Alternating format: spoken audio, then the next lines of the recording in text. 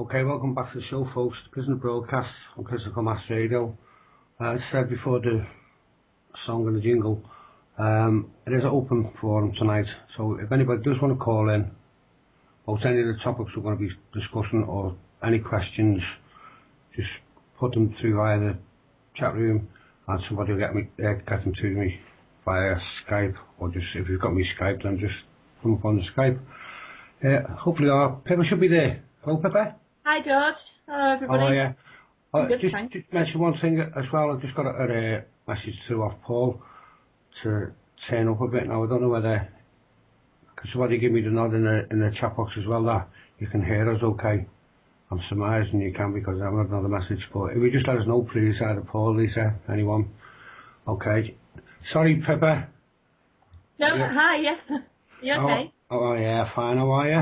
Yeah, I'm good, thanks. How are the chemtrails where you are? Well, you know, we've been quite overcast this past week, so I've not seen any, but they'll be there. No, somebody commented to me today, and I thought about this a couple of days ago, because we've been overcast here, but to me, I don't know whether I'm just looking into things too deeply or what, but it was a comment that the person made to me, who isn't what we'd say is awake, do you know what I mean? But you know, an intelligent person, but just not on the same wavelength as we are. So it's not like chemtrails or anything like that. And she said to me, it looks like, you know, the way the sky was. It was two things. To me, I said, it looks like somebody's thrown a giant dust sheet over over the city or over the country or over the planet, whatever. It just looks so thick and muggy. And she said, she said it's the silence as well, though. She said it just seems to be so quiet. She says as if it's dampening the sound as well. Now, I might be looking too much into these things, but with it saying it, you know what I mean? With me not saying it, I thought, I hope if there's something, you know, in that. But it was just weird. But it was a horrible sky. It was neither or, you know what I mean? And yeah, it's like a dust sheet. Sorry, Pippa. No, I was going to say, we've had not even a thick layer of cloud. It's been foggy early on in the week, and I'm on the East Coast. You can hear the foghorns going on the River Humber. Yeah. But it has been quite, and I've had a real feeling of autumn coming in as well. The leaves have really changed this week. I've got some fantastic colours here with the leaves. But yes, it has been rather dull, so I've not been able to see any. Yeah, it always reminds me of bonfire night for some reason. When you start getting that crispness in the air and you see the leaves falling, it just reminds me of bonfire. I'm not that far off it now, are we? I think in a couple of weeks, is it? Next weekend, I think, isn't it? Yeah, next weekend, God. Then Christmas, New Year, and ooh. Oh, we won't go into that. Well, we've got the end of the world, haven't we, before Christmas and New Year? 21st. The 21st of the 12th, which is the end of the long Mayan count. But actually, I think rather than it being catastrophic ending, I feel very optimistic about it being a new beginning, and maybe this awakening and awareness that's happening in humans is really going to take hold and be a very positive change next year. Yeah, well, all the hype and everything about the Mayan calendar, it does say nowhere in the Mayan calendar that's going to be the end of the world at all. No. What it says is it's the end of a period, an epoch, an era. That's all. It's a change of times, which has happened before. But you know the way the media and others jump on it and say, oh no, you know, they just have false claim after false claim after false claim, just to, you know, keep their own gravy train going for me. Well, it's they think it to make money, don't they? Which is precisely what this new Assassin's Creed 3, which is a fantastic story. I mean, I've got 2 teenage lads, and one of them's had this game on pre-order now, I think, for about sort of 9 months. He was telling me all about it, because I think it comes out next weekend or within the next week, and the story he was telling me was just fantastic about the first stage of people who just came and enslaved the human race. I'll just read a little. I had a look at the synopsis of it. Yeah, I did myself, go on, yeah. It says the first civilization, more informally known as those who came before, were an ancient and advanced species of humanoid beings, and ones the first to call Earth their home. They were responsible for the creation of the pieces of Eden as well as the human race itself, whom they used as domestic workforce. with early humans unable to comprehend the first civilization for what they truly were. They were looked upon as gods. Now this, to me, smacks of Sumeria, and exactly what von Däniken was talking about in the Chariot of the Gods, the book that he wrote, I think, in the 1970s. So that sort of stuck out at me. Well, what's the comment I made to you about it? You said it's the Old Testament, isn't it? It's that what I've just read that with you on my message that I got from you before the show.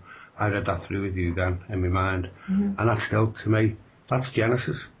Anybody who wants to go and read Genesis, just up to Genesis 26, something like that. That's what that is. That's that story. But we know that the Old Testament, both of the stories in there are from the Epic of Gilgamesh, which is ancient Sumeria. So I mean, not the story of Noah's there. The Ten Commandments are in there. The eye for an eye and all that's in the Epic of Gilgamesh, I should say. And that is just verbatim of the story for me. And then it carries on, doesn't it, with some of the things that it goes into. Well, it sort of goes on to say that in the storyline of this Assassin's Creed, eventually war broke out between the first civilization and the unoppressed human slaves, as they were. I think something must have happened there, and there was a catastrophe that would see the first civilization slip into extinction. But it says that although their legacy would live on for thousands of years. So it then goes on to say that the first civilization were anatomically similar to humans, but they were taller and their skulls were about 30% larger. And theorised that their larger skulls housed bigger brains, which could explain why they possessed 6 senses as opposed to our 5, allowing for more sophisticated perception of time and space. So that sort of, I know there have been records of large skulls and large humanoid skeletons found.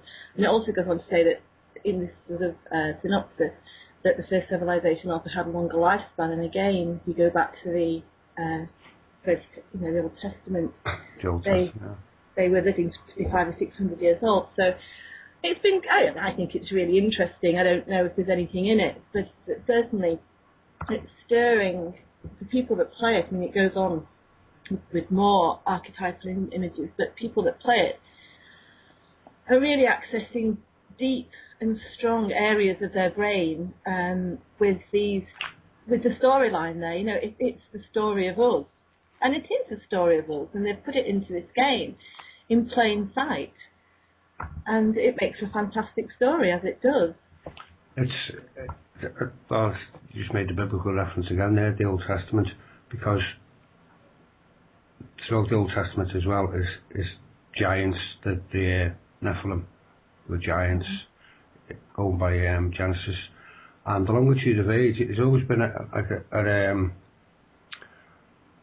a debatable point with regards to the Bible, with figures, because, Noah lived till he was 450, Abraham lived until 900, I think the age might be wrong, but I mean, they're the longitude, the length of the ages. Now, scientists have said this for a long time, that there's no reason why, if our DNA the way it is, and we touched on this slightly when I had Lorraine Moss on, and I've spoken to her since about this, and she agrees. Scientists agree that there's no real reason why the human body cannot go for, several hundred years if it is maintained, i.e. as an old car. We have vintage cars. If the body's maintained and fed and watered properly in a proper manner and given it, there's no scientific reason why, because the body ages from the outside in, the extremities. That's why when we grow older we tend to close in on ourselves, bent over and everything else, because it's the outer, the extremities of the veins, the arteries, etc. are breaking down. So the body defends its main organs, which are in the middle, from the brain, the heart, etc., all the main organs, and it tends to say, well, I haven't really got the nutrients or the strength or whatever to save them, what's keep them going, so we'll leave them and look after, you know, what's keeping the body alive, essentially. But I mean, if that process was reversed or could be stopped from its rapidity, then there's no scientific reason why people should die when they're, you know, 3 years and 10, and things like that. And I say, with regard to the giants, all the archaeological evidence, although it does go on to say that there was skeletons planted in Boskop, South Africa and other places to keep by the Templars. Why the Templars in there, I don't know. To put the scientists and archaeologists and the general population off the scent. I think he said that in there, doesn't he? Yeah, that's part of the story synopsis as well, isn't it? It brings the Templars in. I mean, basically Adam and Eve were part of this first civilization. They were the gods, and they created these pieces of Eden, one of which was an apple. And again, we've got reference to apple technology, which is great, taking a bite from the apple if you look at the apple on the iPad and iPhone. But anyway, as I said, the humans rebelled, and Adam and Eve hid it and hid this technology. And so the story comes down through the ages, and basically the Templars have found the technology, and it's up to you to try and, well, the Templars are where the technology exists in the modern day. It's up to you to try and keep this technology from them, because you are playing the role of the guy who has the apple. And it's interesting because part of the game is accessing what they call the animus, which is a machine which allows you to go and access memories of your ancestors, so almost like super DNA, so you don't forget when you come into this life. The difference between the first civilization and the people, us, is the fact that they could access this. They had their sixth sense, and the name of the game in Assassin's Creed 3 is partly to get DNA so that you can reconnect more with the memories of your ancestors. It's a really interesting plot, and I think, I mean, I think it's that we have DNA strands that are inactive in our bodies. Yeah. And there is a thought that they can be switched on and we can live to full potential, but I really don't know enough about that topic to comment on it much more than I've read a couple of articles in the past on that. I know you've sort of spoken to Lorraine quite a bit on the subject of DNA. Yeah, all fits in, actually. I just want one other reference there, which is clearly biblical at the very beginning. I think it's where the first civilization, and they say we made these humans or humanids in our likeness. Or in our image, even, I think it's actually where it might even be. I just can't catch it now where it is. But it says we built you in our own image. We built you to survive. Yeah. That was what they said to us. That's a biblical reference of a great one. Yeah. Because this makes an interesting reference as well to the Hopi. Yeah. It says apparently in the game there is going to be an end of world event in 2012, and it's this apple that saves the world from a solar flare, which is what has made catastrophes in the past. And they actually, in the story synopsis, include some Hopi quotes, one of which is, near the day of purification, there will be cobwebs spun back and forth in the sky. Yeah. Another quote is, a container of ashes might one day be thrown from the sky, which could burn the land and boil the oceans. Yeah, the gold of ashes, isn't it? G-O-U-R-D. Gold, however you it's basically like an urn, isn't it? Some form of shell or urn. Ashes, the coal from the Hopis. But as we chatted about off there, their stories tally, well, most ancient civilizations tally, they all have the same story. They all have this, you know, we were made in God's image, etc. and everything that's down there. Well, I'm just reading a book at the moment called Fractal Time by a guy called Greg Braden, and it's absolutely fascinating. Yeah. And he he worked in the Cold War as an analysis to look at events and when they happen in time to try and predict and prophesy when next events will, like terrorist attacks, wars, etc., etc. And there are cycles to time. It's a scientific fact.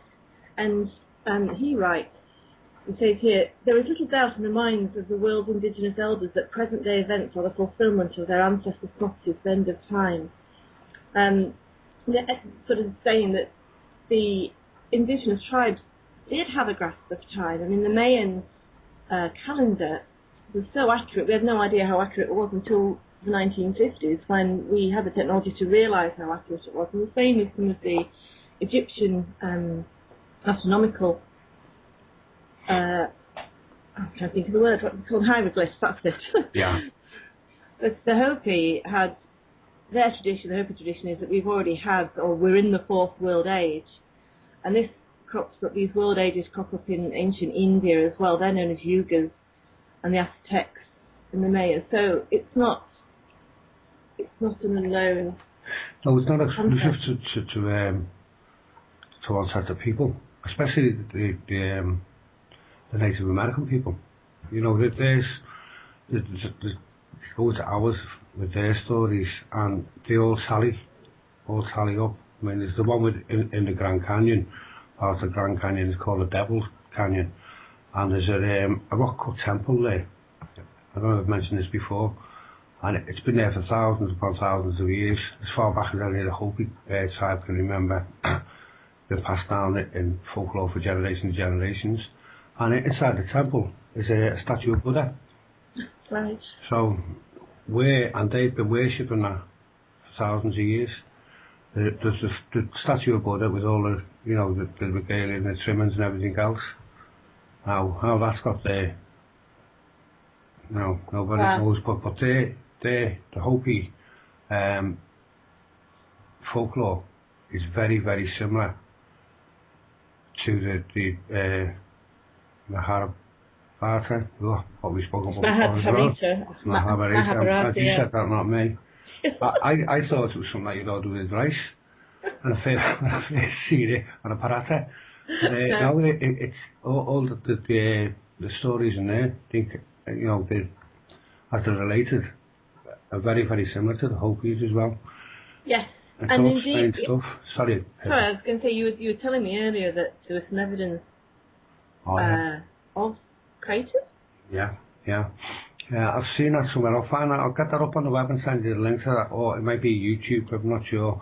But it's, I think it's as recently as the 1990s, this, I may be out on my date, somebody will probably correct me, probably in the chat room, somebody.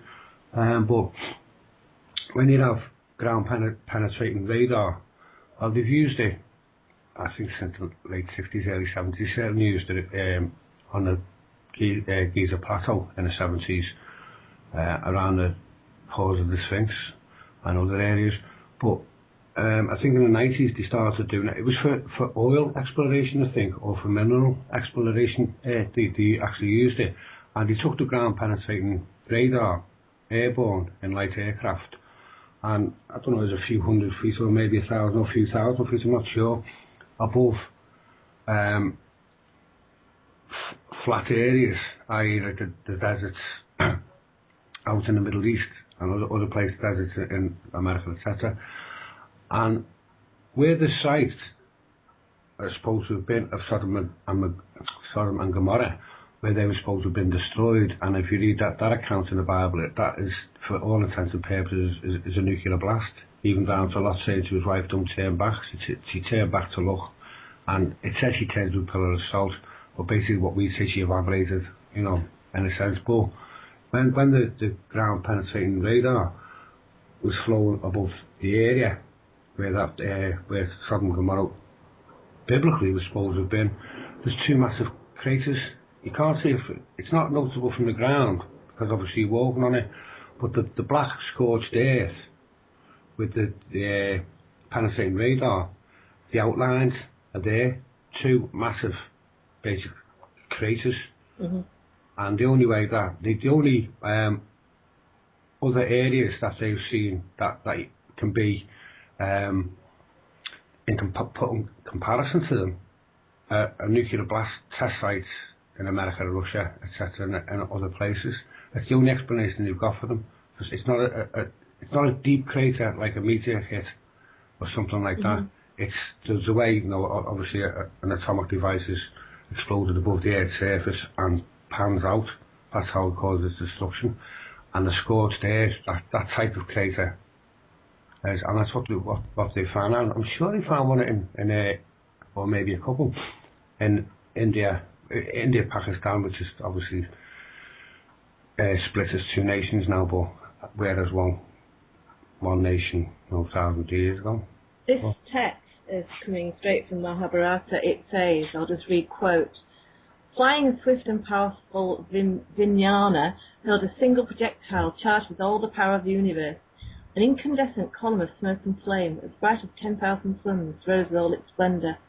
It was an unknown weapon, an iron thunderbolt, a giant messenger of death, which reduced to ashes the entire race of the Vishrins and the Andhakas. The corpses were so burned as to be unrecognisable. A nail fell out, pottery broke without apparent cause." And this is interesting when you talked about Lot's wife, and the birds turned white. Yeah. Straight from the ancient text.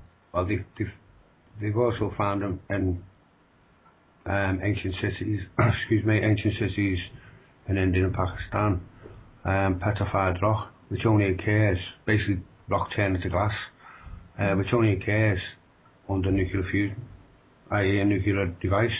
And also Oppenheimer referred to I'm not even trying to say Mahabharata, that's the way I say it anyway, and with regards to atomic energy, he said, he was well into those texts, and the description, I don't know whether it was his or one of the other scientists, of either the first atomic bomb or hydrogen bomb being as if 10,000 suns had the power of 10,000 suns. That was the description that was given then, and that's in that ancient text. And the Mahabharata was supposed basically flying machines, and there are actual sketches in them scriptures of all intents and purposes is what we call today a spaceship, a flying saucer, a flying disc, whatever description you want to give it. There's actual, if you look into that, there's actual sketches of them and how they're powered as well, how they're actually powered. And I think that they 10,000 years up, it's something like 10,000, is it? Or am I getting that wrong? I know they're very ancient. Very ancient. I think it's like the period Resnap, isn't it? It's from a time since before this civilization. We started sort of coming out of the Iraqi basin, and farming, which I think was 5,000 BC. It's certainly stuff before the previous ice age, which of course modern historians will not admit that there was anything before that. I think there was something before there. I think there is knowledge to be had from civilizations that existed before us, but they don't want us to know that there have been previous epochs of human existence. But I really feel that there probably has. Why not? You look at the Sphinx, you've got the water damage on the Sphinx, you've got massive stones, sort of 700-800 tons, is it Baalbek? You've got some huge stones there that we couldn't lift now. That's 1,100 tons, 1,100 tons from one of Baalbek. And they know from pyramid structures underneath the sea, I know Graham Hancock wrote a book and did some research, that the sea levels were a lot lower and people were living 200 metres below sea level. So the last time that land was exposed was over 12,000 years ago, 20,000 years ago. I don't know the exact date. With regards to archaeology, I've done a bit of this when I've done the Egyptology and what have you. And archaeologists, it's like science, it's all opinion, most of it. And you can't carbon date stone. And that's why they've never been able to agree on the date of the Sphinx. Even the pyramids, you cannot carbon date stone because it's a dead material. You can only carbon date anything that's been living, and then you carbon date it from the day it died and it started deteriorating. So stone cannot, and they can. I've been there and I've heard them arguing about it, and I've read different. A lot of people have. There's different arguments for the date of 26,000 years, for for the Sphinx, maybe 12,000 years for the pyramids, up to like the conventional wisdom says 4,500 years old, the old kingdom. You just simply didn't have. Sorry, I was going to say the blocks of granite that are in the Great Pyramid, since the beginning of this civilization from 5,000 BC, we have had no technology that could lift that, and also the precision engineering cut of some of the granite. And we're told and led to believe that that was made by humans and, you know, stone chisels. That's just not the case. Absolutely no chance at all. In the King's Chamber, in the Great Pyramid itself, the roof, which is a V-shaped roof, and the granite blocks that are above it, they're weighing 40 to 80 tons a piece, and I think there's 4 relief levels above the King's Chamber. Now, just them blocks alone, apart from the other, I think it's something like 2.5 million blocks, or 4 million blocks of 2.5 ton, around 2.5. That's a small family car that make up the outside, basically the basic brickwork of it. And that's just that monument on its own, without going to Machu Picchu and any of the other ones in southern and Mesoamerica. There is this. Puma Cali, all of that. Sorry. Puma Punka, I was just going to say, in Bolivia is. I personally think that might have been some sort of airship base. I mean, it's in the middle of nowhere. It's on top of a hill, the nearest stone that they could use to make that. And again, the stone's been precision cut. But there's been some huge blasts there because it's just these stones are so big they've just been thrown across the top of a hillside. And so something's happened there in the past, and you just... one of the explanations, I love the archaeologists because, I mean, they've got a vested interest in all of this, because it's their jobs. If it suddenly came out tomorrow that they'd all been wrong, then that's all of them out of the job, because they're all discredited. And I'd say I've had experience of this myself, when if you start questioning, it's terrible.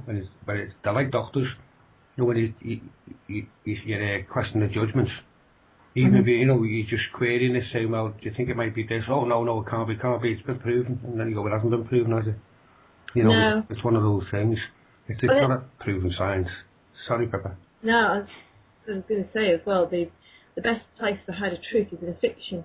Yeah, which is exactly what they've done with the younger generation. I mean, with the Assassin's Creed, they've wrapped it all up in a game.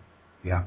That's important knowledge, I feel, and I hope that the youngsters that are playing it sort of make an effort not to just dismiss it as it is fiction, because actually I think there's a huge amount to do in the backstory to Assassin's Creed. It makes for a great game, but also as well I think it needs, you know...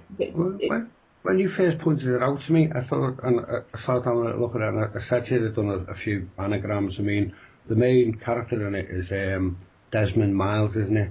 Mm-hmm. So, as usual, my cynical mind, I come up with anagrams of mindless mold and misled demons, and then the other thing is the binary numbers that come up in it. It's set on 5 sets of binary codes. Yeah. If you look in the trailer of it, well, that binary code is 2012. Yes. But there's a lot of sort of like symbolism, and there's 3 hieroglyphs as well in there. Mm-hmm. Which I just got me book on from them, and it's the Wadges, which is the RC and I, the Jeb, which is either the Jeb you could usually translate as either a pillar or a mountain, and then the other one is either from above or from high. So to me, if you're looking at it, if an Egyptologist was reading it, them 3 hieroglyphs together, and hieroglyphs are put in a certain format. They're not random, if you will. If you get a hawk in hieroglyphs and it's facing, it's the first symbol, the first hieroglyph on a line, and if it's facing to the right, then that means its head's facing to the right. Then that means the hieroglyphs should be read from right to left. All right. Now, if it's the other way around, it's just the way that the language developed over from the Old Kingdom to the New Kingdom. If the hawk, I'm using that as an example, the hawk, is pointing to the left, then you read it from the left to the right. Now, the only other variation on it is when you have them in columns, and you'll have the hawk facing towards you, its profile will be facing towards you, and that means that you read it from top to bottom, and then you go to the next second column, top to bottom, top to bottom. Now, the way that them three hieroglyphs are put together on that trailer, to me it says that the all-seeing eye from above or from high, I still haven't really figured it out myself yet, but watches from a top of Gemel in Arabic is mountain or hill, Gemel. Of top of the mountain. To me, what I might have looked too much into it, but it looked to me like it was the all-seeing eye that is not totally resting on, but it is just resting above, i.e. on the $1 bill above the Pyramid Mountain. Yeah.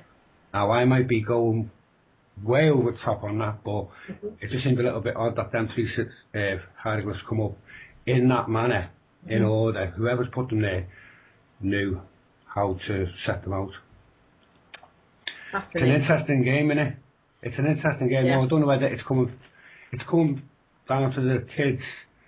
This is for 18-year-olds and above, isn't it? But let's be honest. So now it's going to them from somebody trying to teach them history that they haven't been taught in school, and saying, look, this is your history, this is the planet's history, in a benevolent way, or as sometimes happens a lot of times, they're playing mind games with us. The powers that be are playing mind games with us and showing us all these symbolisms again, and saying, look, remember who's in charge. That type of, you just don't know which way to look at it, do you? Yeah, what was the name of the game? What was it, in plain sight? Oh, that was the other, yeah. Yes, you said, let me just get, I know this is in your face, this one. What was you said to me? I'm just trying to find it now, George. Oh yeah, the maximum of the game and the novel is, nothing is true. So this is like the motto of the game. Nothing is true, everything is permitted. Now I immediately said to you, everything is permitted sounds strangely to me like Alistair Crowley's Do As Thou Wilt. Yeah. To me, and that was the start of, well, that was the premise that the 60s was took on, tune in, drop out, free love, do as you will. Well, the whole point is where... And nothing is true. Sorry, Pippa, go on. No. Where Assassin's Creed is based from is a book that was written in 1938 by a Slovenian called Vladimir Bartol, and that was harking back to the Crusades and where assassins came. So that name, meme or whatever it was, that maxim came from the book and got taken across to the game. But yes, you're right, George. Well, I've got a confession to make. Now, when Assassin's Creed first came out, the very first one, which I'm surmising will be about 6 years ago now, 5 or 6 years ago, I'm not sure. I've got a feeling it is, because I used to play it all the time with Alex. And I think he was about 8, he's 15, I was 15 a few weeks ago, so I'd say about 7 years ago, 8 or 9 he was. Yeah. And I was a big soft kid. Because it was I'm making excuses, and I was a soft kid playing it. I used to enjoy playing it with him. It's a good game. Okay, yeah, I've confessed in public. Okay, so yeah, I tell you, I think we've talked about this before. I was chopped out on doing when I come out with my stepson. He's 20 odd now. Oh, I was boss of that one as well. Terrible, isn't it? I'm afraid Lara Croft was my Lara Croft. The early Tomb Raiders, can't beat them. Brilliant. Tomb Raiders, yeah. I kept bringing out my flares instead of my guns though. I wasn't very good at fighting. I don't know whether he used to play Tomb Raider for the game or for Lara Croft, though, to be honest with you. I think it was more for Lara Croft than the game. I don't think it took much attention of the game. It was just getting to climb the mountains and things like, well, I'm not going there with that one anyway. I'm going to put a song on, and after this, should we get our Dave on it and see, have a little chat with Dave and see where we go with that one. Brilliant.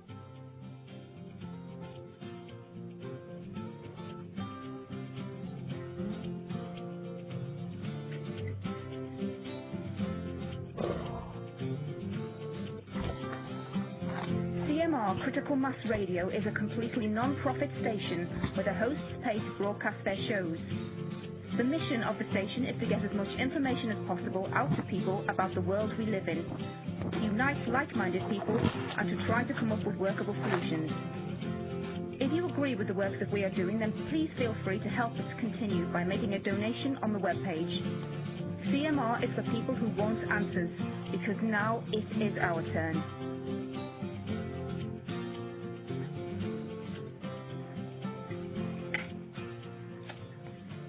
Okay, folks, welcome back to the show. Right, hopefully Pippa should still be there. Hello, Pippa. Hi, still here. And Dave should be there. Hello, Dave. Evening, George. Evening, Pippa. Hi there, Dave. All right? Fine, thanks.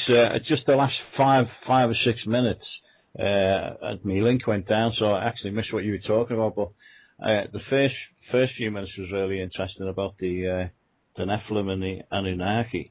And I've often wondered also why years ago people used to live till 400, 500, 600 years old, and yet now we only live to around about 70. Yeah. And it's have you moved on to a different subject, have you, George? No, you go ahead, Dave. What I was thinking was I've done a little bit of research because I've wondered why do we live so short now to what we used to, and apparently it's something to do with the strands of DNA. Yeah. Or your cells divide and they replicate, but apparently there's something on the end called a telomere, and this doesn't replicate exactly. It replicates, but it's a little bit shorter, and this is what ages you.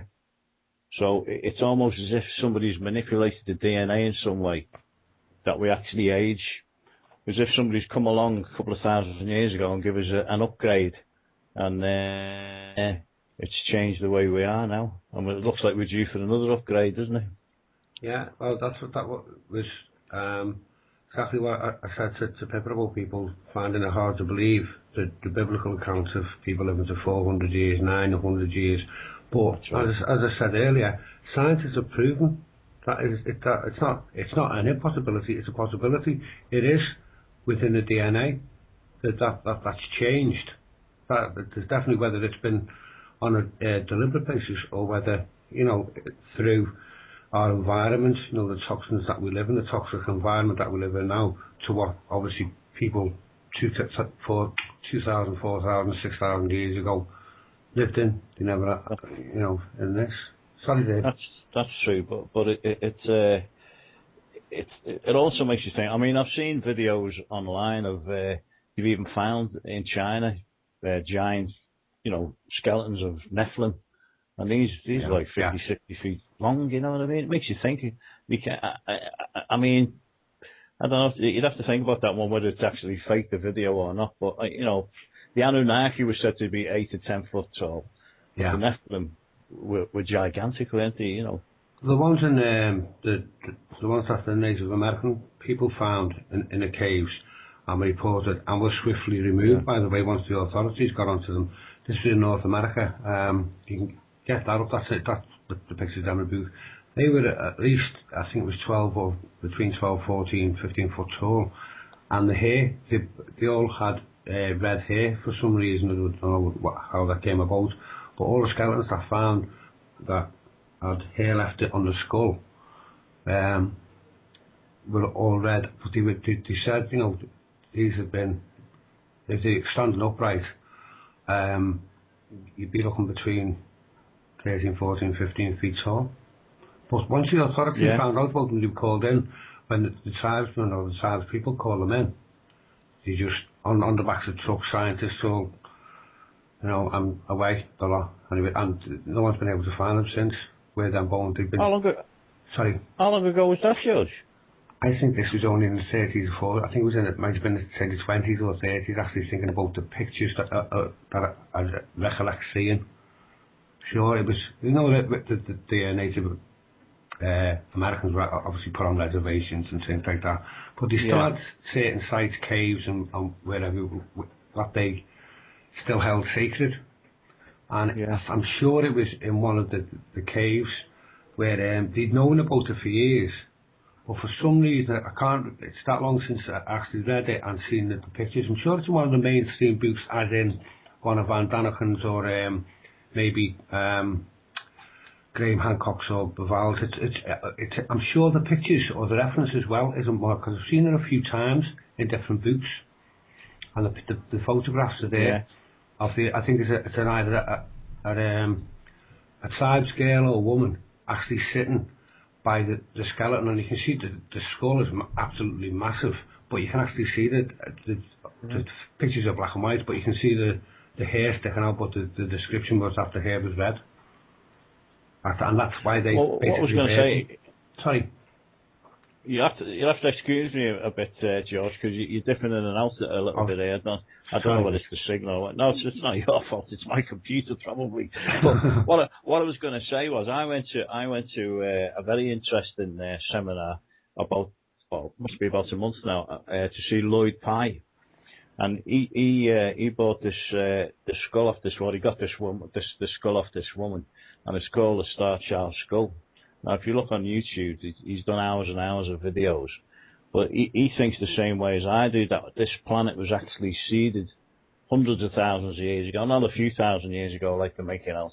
And he says we weren't just seeded with humans, they were seeded with what they call hominoids, which is your Bigfoot, what's the one that goes around in the snow, the Yeti. Sasquatch and Yeti.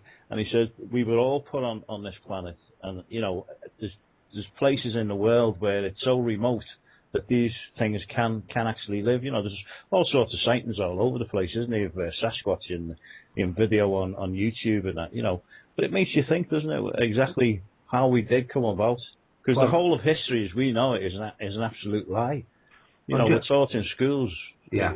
And as David Icke says, we're taught to be repeaters. We repeat what the teacher tells us, and you get rewarded by passing examinations and get better jobs. But if you don't repeat, you end up either on the dole or doing a menial job.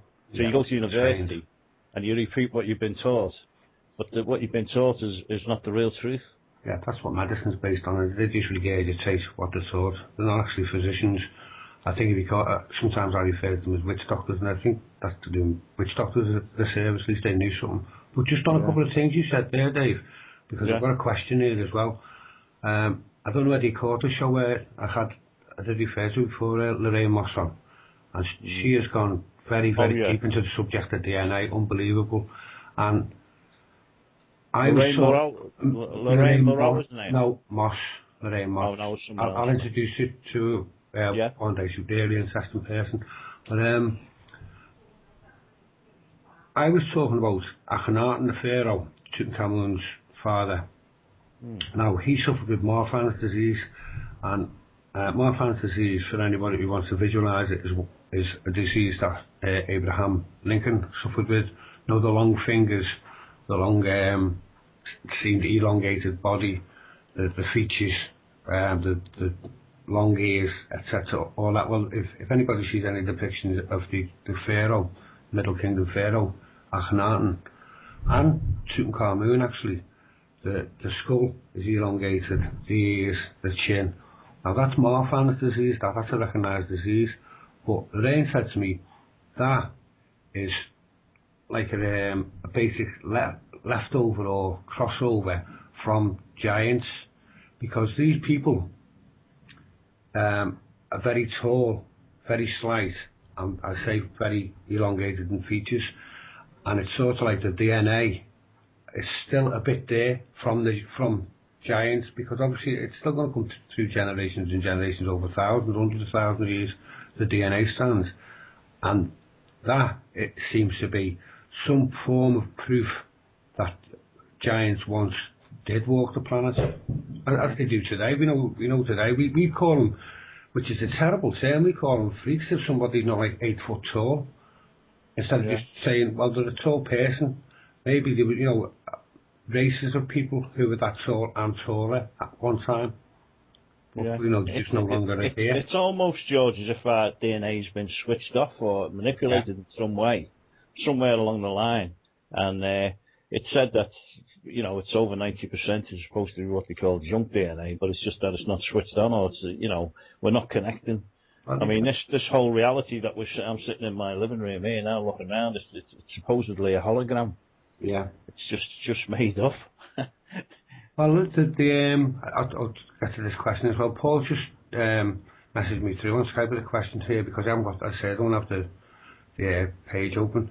Yeah, we probably covered this a bit, but the question is, can you ask Dave and Pippa what their thoughts are on the Dogon tribe, and also the Giants Causeway, and all the tales of giants, i.e. which we have lots and lots of in the Jack and the Beanstalk, for example. Have they come down through folklore, as in real true events, true stories that have been does happen? They tend to go into fairy tales or whatever, or are they just fairy tales? I don't know. Pippa, do you want to comment on that? No, I think there's a grain of truth in them. I think up to the modern day, there was a very good history of the human race passing on accurately stories, because that was the way that they were remembered from generation to generation. I think in this, perhaps past 300 or 400 years, we've started to catalogue stuff. We don't do that anymore, but maybe they've come through a bit like Chinese whispers, where these stories got more fantastical or a little bit more bizarre. But no, I think there's definitely a grain of truth in there, and I do agree, David, with what you're saying about us being seeded. I don't think we're at all indigenous to this planet, and I think we made the reference to the DNA in the last hour, that we have DNA in our systems that's not working. Why is it not working, and when will it work, if it will work at all? I mean, maybe maybe it will get switched on at some point. But it is interesting that this is the point of Assassin's Creed, that you're after DNA. You need to get the DNA to reconnect, to get this sixth sense that will help save the end of the earth. It's quite, how it all sort of comes together is very much as it's panning out, I think. It's all DNA, and it's all about DNA. Mm. Well, it is an interesting theory. I'm just trying to get this up on my computer there. Now, what it is, it's said that under certain conditions, light can actually change can actually change cells, and so like frog spawn can actually turn into a newt. Oh yeah. By light. Now I'm thinking, could we be getting an upgrade if we're hit with a massive solar flare? We might lose our bodies, but we might be upgraded to a different level of consciousness. I think we might all die. Yeah, aren't we meant to be going to line up with the galactic centre of the universe that we're in at the moment, and therefore receive a big dose of photons round about December the 21st, which is what the photons meant to be one of the sort of brightest forms of light that there are. I don't know too much about that to talk about it much further, but that's, at least it's in the chat room. Sorry, yes, I truly believe DNA is going to upgrade, is going to happen. Sorry, David, go on. Yeah, it turns out the whole solar system's heating up, isn't it? There's supposed to be a polar ice cap on Mars that's melting away, and it's affecting our sun with the sunspots, and we're connected to the sun by a gravity trough or something. And it appears when there's giant sunspots, we get earthquakes on Earth. Now, I don't know whether that's been actually proven, but it does seem to, you can predict a couple of days. And back in the 1800s, there was a thing called a Carrington event, which was basically a solar flare, but nothing was knocked out, because all they had was the Morse code machines, Yeah. Whereas now we've got satellites around the Earth, some Star Wars satellites, ordinary satellites, the space thing going around. I mean, everything that's connected to the power grids, if the generators go, they take 15. We'd be knocked back 100 years. Mm-hmm. You know what I mean? We'd all have to start growing gardens. Now, the funny thing is, I've done a lot of research into a woman called Miriam Delicado, and she was driving home one night with a friend, and she seen this light. Anyway, it was a dark road somewhere in Canada, and they got pulled over, and she was taken aboard an alien craft by these two Nordics, and he told her about the history of the Earth, what was going to happen, and she more or less said she's got a website now called The Great Gathering that she's trying to get people to understand what's gonna happen. We've got to go back to the old traditional ways, and it's the Blue Prophecy. She goes into the Hofi, the history of the Hofi, the Hofi, and on what they reckon that's gonna. You were going through it before me went down, about the cobwebs in the sky and all this, and she said, we're gonna have to go back to a traditional way. She seemed to think that there was a solar flare coming or something, There's a few that have predicted that. And, it's interesting that Russia, besides America, got these underground bases, what they call DUMS, deep military underground bases. In Russia and other places, especially in Sweden, they've got massive underground bunkers that they've made for the population. And in Russia, there's 5,000 underground bunkers that they have to get finished before the end of this year. So it's almost as if they know something's coming. Whether there's going to be a solar maximum coming over the next few months or the next year, or whether there's going to be disclosure. I mean, there's talk about something called Project Bluebeam, where there's going to be holograms in the sky. Mm-hmm. Yeah. Camille Rosen said when she worked with Werner von Braun that the last card was going to be a fake alien invasion. Yeah. And what they were going to use were holograms in the sky. So you might see massive UFOs, but the things that would be fine would be Star Wars or using HARP plasma weapons that would kill people, you know what I mean? So I mean, I hope that doesn't go down. I thought it was real, yeah. Well, no, it would be real because the weapons themselves would be real. But the UFOs wouldn't be real. Yeah, the attackers wouldn't be real. No, but they'd come to the rescue, the governments, by doing something, because it's only them, and then it's all pushing things towards a one world government where the elite would be in charge and they'd have complete power over everyone and everything and all the resources, which is what the elite wants in the first place. We want to take everything over. It'd be great. Well, if they do pull that one off, because I've read about Bluebeam myself, then, can you see the masses not going along with it? I can't see it. Well, they see UFOs in the sky. Programs like this and Coast to Coast and PlanetX and all the other ones, we were getting the information out about Bluebeam that it could possibly happen. The more people know about it, the less functional it's going to be. Yeah, that's absolutely true, that Dave, actually, yeah. You're absolutely right there. But I've read about Bluebeam myself, and it's so easy to do. They've already done it. There's plenty of evidence of that.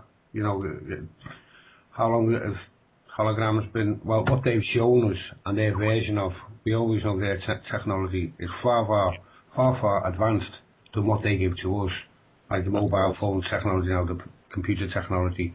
This isn't their state of the art, what we're using now. We're using something over at least 50, 60 years old now, no matter how good your computer is.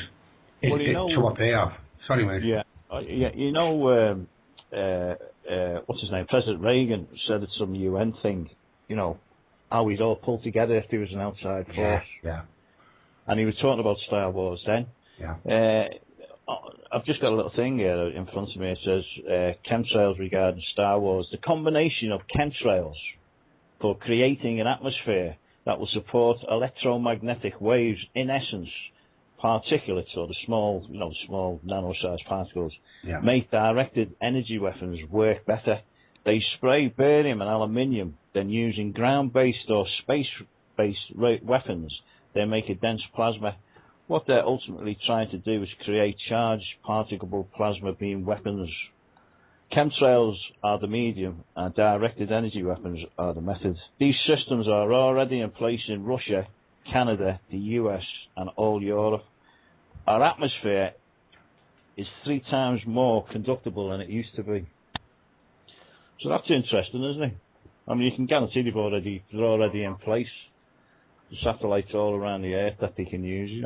It's just amazing how far technology is ahead right now. Yeah, we know that with regard to the satellites and everything. Anything they basically wanted to do now, if they did want to do, whether it be a false flag on alien invasion, or actually using a combination of actually using being particle weapons or death rays, whichever you want to call them. The technology is there for them to use, and what we've just been talking about over the DNA, that technology is there. We know that's there. Yeah. You know, to mess around with our DNA in any form they want. I mean, this Lloyd Pye seminar was really good because, I mean, he did delve into running all sorts of deep scientific stuff that I didn't really follow. But basically, he said that he's proved that it's not human, it's definitely alien. And he'd done the nuclear test side for the female side, and it's going to cost millions to do the other side. But he said that any reasonable person looking at the evidence would know that this is definitely alien. And I'll say there's loads of information on YouTube. You put Lloyd Pye in, the Star Child skull. Yeah, and it's supposed to be. Sorry, Dave. This is the Star Child, as in the skull, isn't it? The actual skull. Yeah. I said to Lloyd Pye, I said, well, okay, if you find out this is alien, you're part of the disclosure movement. I said, don't you fear for your safety? Because one of the reasons why they reckon Kennedy was bumped off was because he was going to release disclosure about Roswell and the aliens that were found there. Yeah. A woman, there was actually a live alien that was interviewed at Roswell by Matilda O'Donnell. Now, the alien used to speak to her telepathically, but she couldn't understand it. They had to actually teach this alien how to read. I've heard this, yeah. And the alien's name was Airl, A-I-R-L. Yeah.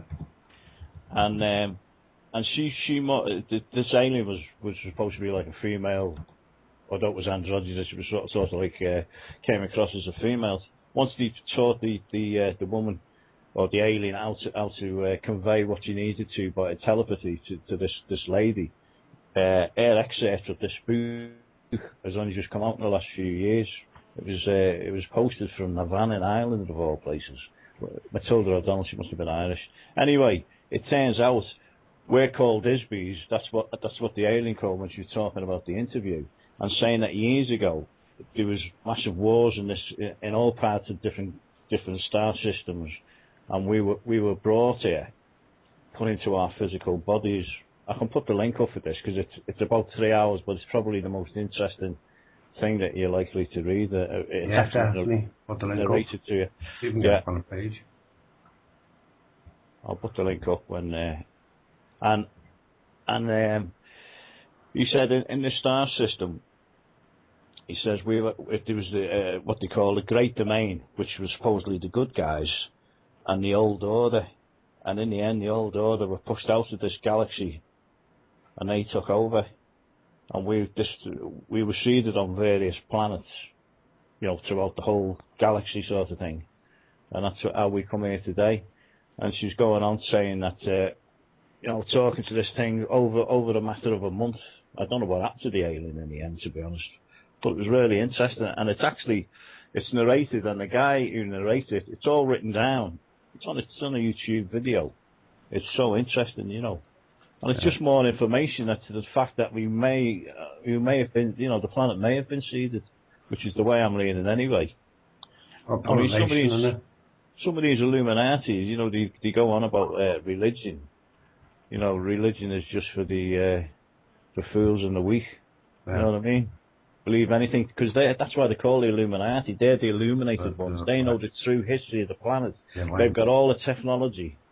You know what I mean? They've got all the answers. They're probably taking all sorts of special vaccines to keep them fit. I mean, look at it. It's the same people who run in America now that have run it for the last 50, 60 years. Yeah. George Bush Sr., Donald Rumsfeld, George Bush Jr. McNamara. You've got he's well dead, isn't he? I think he's still around, but he's you got Ben Bernanke, who was he's gone now of the Federal Reserve, which is is just a private bank. The Federal Reserve is a private bank owned by the Rothschilds and all the other big people, the JP Morgans and all that. And what they do, they lend the American government money at a certain percentage, say 2%, and then you go to the bank and you want to borrow money off the bank, which is what the government have just lent to the banks, so they have to put another 2% on that. So you're paying, all the people who are paying the money back off the wages are actually paying the Rothschilds, JP Morgan, and all the other families, you know. So it's just a private bank. That's the first thing that needs to go. You know what I mean? I mean, it's said over history that paper money never really lasts the test of time. It always comes back in the end to gold and silver. Now, an interesting thing I asked somebody a couple of months back was, you know, everybody's selling the gold, aren't they? The gold rings, the gold necklaces, it's a good price. Yeah. They're sprouting up all over the place. And I asked the guy, I said, well, you know, where does all this gold go? I said, well, I'm not supposed to tell you, but it's all going to China. So China's got all the gold. They're like out holding all the aces. So if something does happen in 2012, the end of 2012, or this Naboo that comes back, the PlanetX comes past, and aliens come back and says, you know, they're after the gold, aren't they? Maybe they're going to get all the technology, the latest technology. I've got an interesting theory on the gold. I might just go into it a couple of minutes. I'm going to go on, put a song on, but after the song I might just go into it for a couple of minutes, but it's a bit convoluted to explain. It'll take a long time, but I've got a couple of theories now. Let's go to a song on, and then after this, you and Pippa have a little discussion about where it's going, and I'll come in there with the gold. I'll just put this song on. See you after this. All right, I'll put the link on the page there. Yeah, if you will, please, mate. Yeah. Welcome back. Okay, welcome back, folks. Hope you're enjoying the show as much as I am. This is fascinating stuff. This. We've still got Pippa with us and Dave. You there, chaps? Yeah. Oh, yeah. Brilliant. So, Pippa, go on. Would you like to comment any further on what Dave was speaking about there, Pippa, or something else? No, I mean, that was a whirlwind, wasn't it? We went from there, it was brilliant. I know, yeah. I mean, I was just sort of going back to the game, the computer game, and the meme of the game is nothing is true and everything is permitted. If you bear that in mind, and I'm going to get all fluffy bunny now, and Lisa will probably agree with me, I hope. I think you need to follow good. There's so much information out there to try and sift through the amount of stuff that is on the internet to know what's right, and there's so much stuff, and you could spend a lifetime sort of flitting from one to the next, and I try and go with my good as much as I can. I give myself credit that I've got an instinct there, and I should use it. And you can go to the point of a fart sort of looking at some things, and yes, you must, because there's a lot of disinformation out there, and a lot of it is there for a purpose. I think the truth is hidden quite deep. It's certainly interesting times that we're living in, but I just think if I've got anything to say about this is to question everything and go with gut, go with what you think is right, or what resonates with you. I think that's the way that we can sort of get through this. I mean, hopefully absolutely nothing will happen this year, and it'll just be absolutely fine, and society will takes a turn for the worst. I mean, if anything, we just need to stop harming this beautiful planet that we're living on. You know, we've got a plastic island the size of Texas that's floating in the Pacific Ocean. I'm speechless. Why do we allow that to happen? You know, the bits of plastic that are falling to the bottom of the ocean floor and going into the fish and into the environment is a legacy that's going to live on for hundreds and thousands of years. What have we done? What are we doing? We need a massive slap round the face as a species, because if we carry on, there's going to be nothing left. There really isn't. I know that we've got the banks, we've got the chemtrails, and I absolutely agree with what Dave says about charging the atmosphere. My thought on it the other day was, I was coming from a point of view of water. I sent, I think, yourself and Lisa a video probably about 2 months ago now of how water has memory and how actually really unique that is. Dr. Emoto's worth. Yes, I think it might. Yes, there's that one, isn't there? Where yes, the crystals change. But also, as well, if you're messing around with the atmosphere, and that's where the clouds are, and the water is a data bank, isn't it? It's, you know that from homeopathy, you know it from the work you've just mentioned. And we're shifting water on the planet. We've got all this data that's going places. I can remember there was a discussion that I listened to about people drinking water from the top of a mountain and then drinking it from the bottom where it goes into the sea, and the amount of towns, fish, living things, dead things have gone into water at the point where it goes into the mouth of the sea. It has all that stored information in it, and maybe I'm sort of going down a completely wrong route here, but I think the simplicity of this is that it might just be all about the water, the data source that is on the planet, and the chemtrails and the weather manipulation, and of course using water as a conductor as well, which, you know, there's steam in the environment and condensation. But we are 70% water. Yeah. You know, that's it. As is the planet. Yes. And I just wonder if there's something that we're all missing. Sorry? We're in tune with the planet, aren't we? If we're 70% water, the planet's 70% water. That's not by chance. Can't be by chance, can it? No. We are in that essence one entity. Yeah. And we're absolutely destroying it. And I think above all other things, that should be something that hopefully will wake us up, because I've got children, and they hopefully will have children, and I don't know what sort of state the planet's going to be in by the time they're my age, in 50 years' time. It's up to us, isn't it, really? Sorry, have I been a bit depressing? Of the world. Sorry? No. It's very good, because I was absolutely amazed when I watched a couple of videos of Dr. Emoto, where he flash froze different specimens of water from, highland lakes, somewhere where it's pristine, and some of them he'd yell, profanities at the water, and then flash froze the water, and the crystals all came back. Some were in a terrible state, and some were in a pristine state, as if water does have some sort of a memory.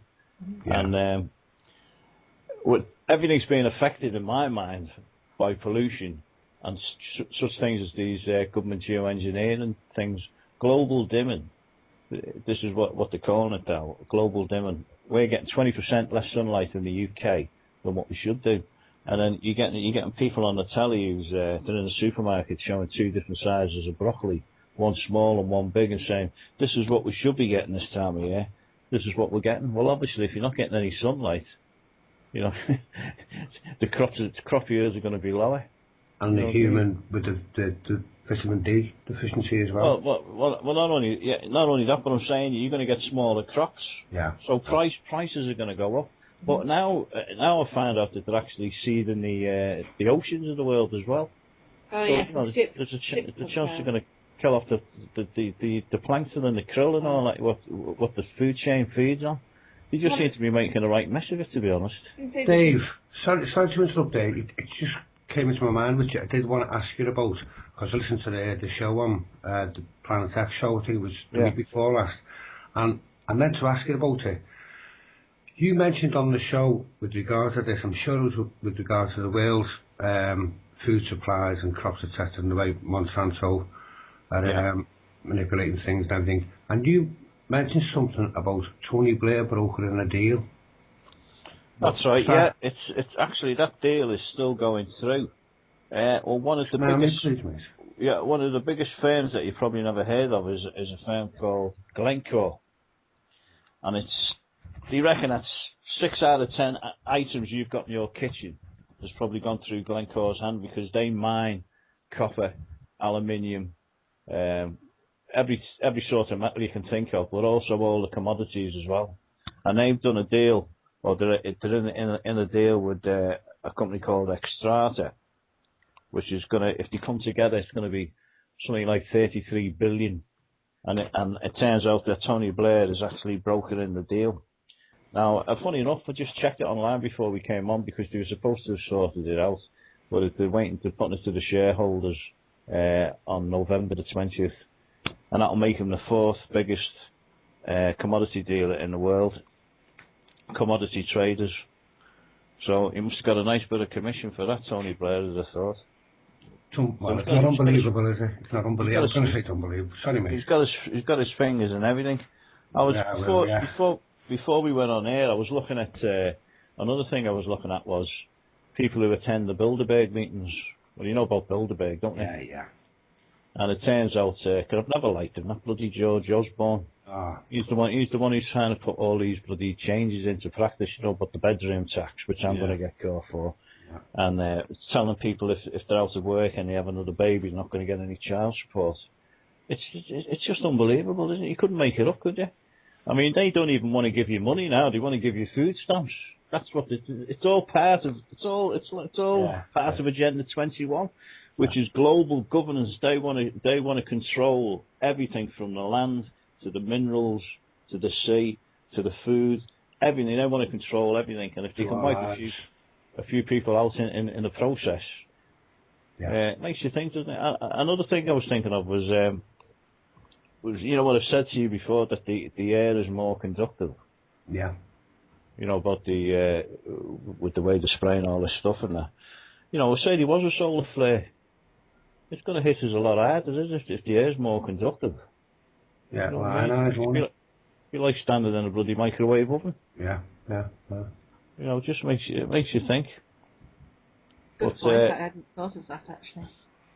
But that's a fact. It's 3 times more conductive than it used to. It should be neutral. It should be completely neutral, you know. So anything else that you're thinking of, George? Well, you were going to tell us about the gold, weren't you? Oh yeah. It's not actually my theory. It was just that it came in line with what I had in mind, because I've been thinking a lot about for years now about why is it things always seem to come back to gold for me. It always seems to come back to gold, whether it's in technology or whether it's in monetary terms, or whether it's ideology or religious, everything. The gold always seems to pop up somewhere, and we know it's intrinsic, but it's not the most precious metal on the planet. So why is it's so valued and sought after thousands and thousands and thousands of years? And you know, even the economists say, "Oh, go back to a gold standard." Basically, the economy, your finances on a gold standard. Now, and with you, that just came to mind before, Dave, when you mentioned over there the Chinese that are amassing the gold, which they are doing, and also the likes of calls for audits on the Fort Knox and places like that, where they reckon that there's no gold there. You know, this is the general. Tungsten inside it. I've seen buyers of it, and it looks gold, but it's not inside. And also, just on like a side issue, the trucks that went missing underneath the World Trade Center. That was full of gold. That was full of gold. Right, yeah. But it just seems to me that gold is being amassed wherever it is. Now, there's a theory that did I discuss this with you, Pippa, about gold at all? No. Well, there's a couple of things that I do. One is that the way you get colloidal silver, which helps your lungs, clear your lungs. I think I know what you're going to say. George, well, there's two sides to this. One is that the elite may be amassing all this gold because they believe, whether falsely or rightly, that if you ingest gold dust, i.e. in cocaine form, whether it be snorting it, whether it be injecting it, whether it be actually taking it by mouth or in any other form through the skin, which goes back to ancient Egypt actually. That's with the gold dust. You're right, yeah. Whether it gives them either a high, as in a cocaine blast, or whether they believe that it does give them longevity and or immortality. I would say that longevity, George. That's what I'd go for. Well, there's that theory, and that is mainly where the gold's going. It's like, you know, there's a supply of it. Gold. Yeah, there's a supply of it, and it's basically being used by those who can afford it, obviously, for those purposes, or whether it may be for a high, whether it is being used in cocaine form. There's also another theory that an American friend of mine that we discussed, Max Crowley might even be in the chat box now, I'm not sure, but we discussed this, and it's goes back to what we were saying about what I refer to the story in Genesis, whether there was a civilization here, whether they came from another planet or whatever happened, but that they basically genetically manipulated our DNA and made us into what we are now. Yeah. But as a workforce to mine for gold, because they needed gold. Now, there's the other theory, is that that's where the gold is going. These elites are basically suppliers. They're amassing the gold via the general population of the planet, amassing the gold to give to their masters, i.e. whether they're aliens or whatever, but they're giving it, getting shipped off planet. Be getting shipped off planet, or they need it to survive to feed them. As in ancient Egypt as well, that was supposed to be the gateway to eternal life. It was down to gold again. That's so right. It's up in the air, but no, I think you're right, because this video I sent you about the Roswell, the entity goes on to say that we were seeded here as a slave race to get gold because they needed gold. They needed gold for whatever they needed, whether it was longevity or to live 400 or 500 years. That could be the answer. You know what I mean? Maybe it does something to your DNA. I think gold is. It gives you I think it's something to do with the synapses in the brain. It makes you think quicker and everything's a lot more, a lot more crisper sort of thing. I mean, you've got Henry Kissinger, who's very old at the moment, and you've also got a history of long age in the royal family. And look at the Queen Mum, and look at Prince Philip. Right. Yeah. These people are still going strong. Many years after most they'll all be on it, won't they? Yes, monotonic gold. Paul just said. Yeah, that's right. Monotonic gold. Monotonic gold. Yeah. It seems strange, doesn't it? Well, it seems strange, doesn't it, that there's this metal, as I say, that isn't the most precious metal on the planet. No. There's other metals, commodities that are harder to come about than gold. But this, for thousands upon thousands of years, all the civilizations right across the planet, uniformity, gold. Gold I'm sure I read somewhere, Joe, that monatomic gold in the right state it can because we're receivers and transmitters, but apparently this gold in the right state you get 100% conductivity. Mm-hmm. So whatever you're thinking, it's your thought patterns and the way the brain can the brain can actually expand to take more knowledge in. Apparently this has got something to do with it. Well, it's got something to do with the age-wise. I'd still like to know why people used to live till 600-700. Well, actually, George, is this possibly what the Ark? I mean, we're sort of going on to other territory now, and I realise we've got a few minutes left, but I mean, is getting gold into this monatomic state something that perhaps the Ark did? You've got me off now, haven't you? I didn't want to mention the Ark of the Covenant. Because it's going to be hours with me, but it's the direct link for me. There's certain links that always seem to pop up to me, but all interconnected. DNA, the Ark of the Covenant, and gold. The Ark of the Covenant, in biblical terms, everyone thinks it's Charles Neston with the tablets. Nothing like that in the Bible. It says that the actual quotation in the Bible is the tables of the Lord. It doesn't say anything about the Ten Commandments being in there. Also, the rod of Aaron, crystals, and some form of information that cannot be destroyed, i.e. it's not paper, it's not wood or anything like that. This information is encoded on a certain material that cannot be destroyed, but cannot be understood neither, and will not be deciphered until man has the ability to decipher it, which some researchers say that's today because the power of computers.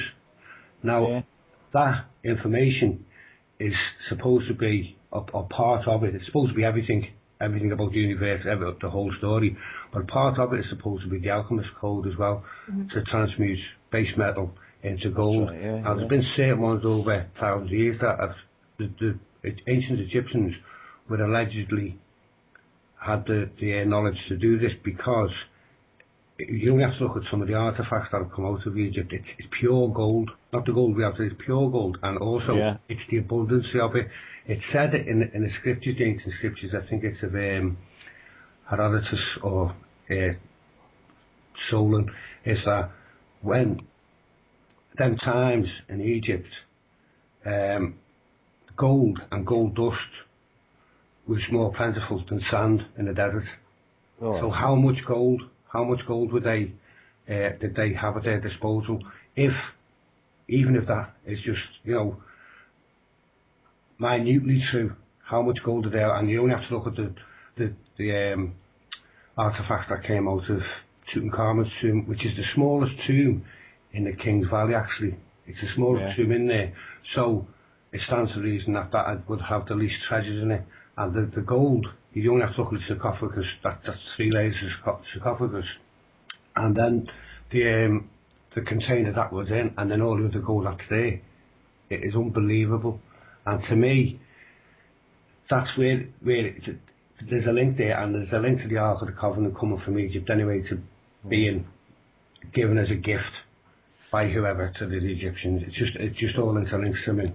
And the answer, all the answers to our DNA are supposed to be in that information carried in the Ark of the Covenant as well. Sorry, there's the link.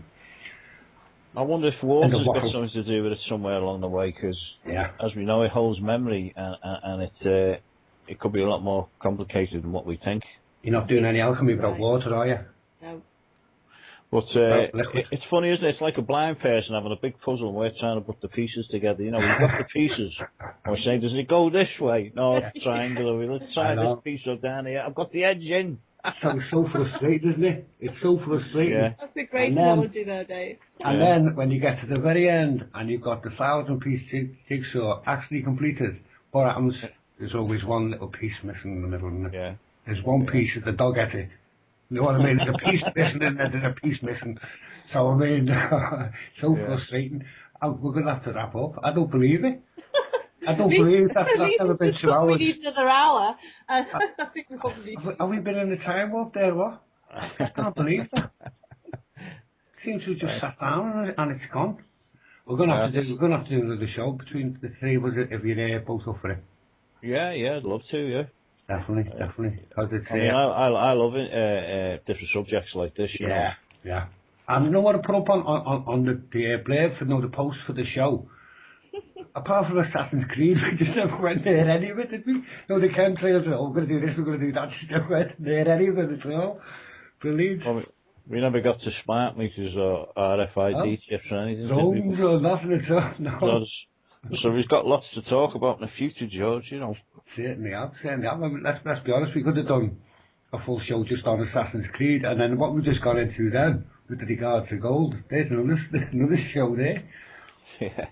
Alright, I'd say we're going to have to wrap up now. Just like to thank yourself, Dave, and I'll catch up with you off here, and I'd say, if you're there willing, mate, come back and do another one. Yeah, excellent. And on the show at all this week on PlanetX? No, I'm not on there every week. What I tend to do, George, is get guests on for them. This guy from America, Andrew Basiago, he's waiting to come on. This guy is just amazing. I'll have to talk to you about him sometime. But he's going to be standing for president in 2016, you know, so he's a big wheel, like. Yeah, I know you did mention so a little look, and there's been a few YouTube videos as well, but having a look at. Pippa? Yeah. As always, thanks very much, my love. It's been brilliant. Thank you for having us on. Brilliant. Nice to speak to you again, Pippa. I really enjoyed listening to you, you know. That's great. Okay, then. Well, I'm going to wrap up. Can the two of you end the call, or them, please? No problem, George. I'll speak to you soon, mate. Okay, then. Cheers, mate. Thanks, Pippa. Cheers. Bye. Bye, Pippa. Bye, David. Okay, folks. So I hope you enjoyed the show as much as I did. That just flew past. That just flew past. Sometimes it's nice to do that, where you can just sit and, you know, chew the cud and just see where the subject takes you. And that to me sounded out a great show. It wasn't formatted or you know, really prearranged. We just do a couple of subjects and that we were going to talk about, and I weren't near any of them, apart from Assassin's Creed. Okay, then I'm going to play out with the song, and I say, hope you enjoy the show. Hope to see you all next week. Lisa's doing the Boxing Vickers show tomorrow from 9 to 11. Before then, Andy Peaches on with Earth Needs Rebel show, 7 o'clock till 9. Okay then, only remains for me to say, thanks very much for being here tonight. Hope to see you all next week. And God bless.